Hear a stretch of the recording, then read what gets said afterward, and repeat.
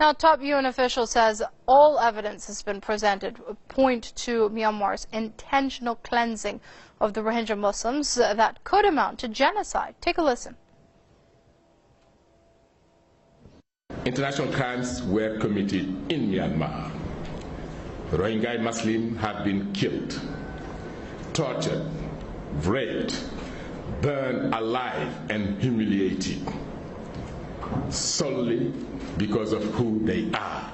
All the information I have received shows that the intent of the perpetrators was to cleanse northern Rakhine State of their existence, possibly even to destroy the Rohingya as such, which, if proven, and I said if proven, would constitute the crime of genocide. What is happening today in Myanmar? Adam Adieng, who is assessing the situation of the Rohingya minority, described what he saw as a human tragedy with the fingerprints of the Myanmarese government as well as the international community. According to the UN advisor, a scorched earth campaign against the minority group has been underway since August 2017, which was both predictable and preventable. The UN advisor urged the Security Council, the General Assembly, as well as India and China, which can influence Myanmar's government, to take responsible action. It is estimated that thousands of Rohingya have been killed and some 700,000 fled Myanmar over the past year. Joining us via Skype from Sydney is Ian Rintoul, member of the Refugee Action Coalition, that is. Many thanks for joining us here on Press TV, sir. Now, over here, we've heard previously such accounts being drawn up by the UN about rape, mass murder, etc. when it comes to the Rohingya minority in Myanmar. But over here, adding to that claim of ethnic cleansing, we have now the UN official saying that this could even amount to genocide. What does that mean exactly as to the barbarity that we're witnessing on the ground?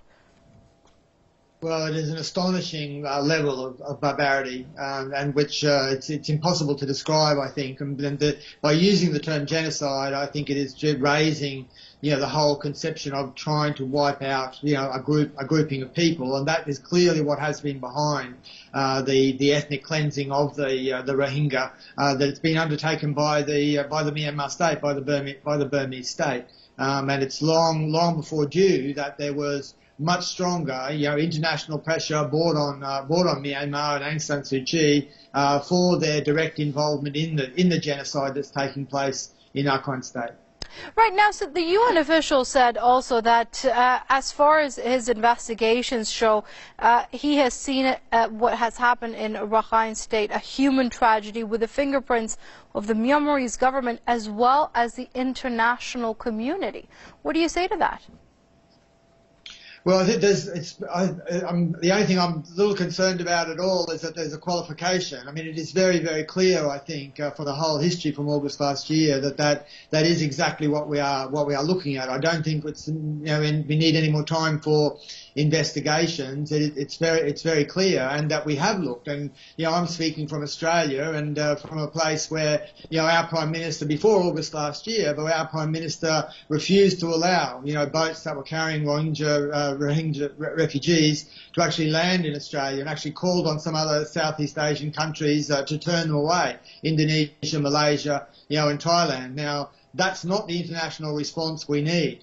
We need an international response which says that all the aid that is necessary to protect the Rohingya that are in Bangladesh at the moment, and to prevent the ongoing genocide which is taking place. It's clear now that starvation is being used by Myanmar, by the Burmese state, against the Rohingya people when they think they can't get away with the straight out burmings and killings, the replacement of villages with armed camps, army camps. It is clear, very clear, what is happening, and the need for a strong international response is abundantly clear.